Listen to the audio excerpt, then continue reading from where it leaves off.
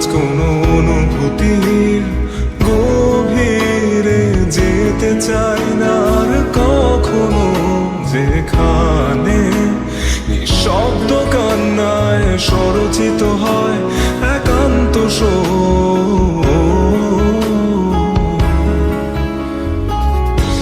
যা কিছু তার নির্দয় স্পর্শে দিয়েছে শ্রী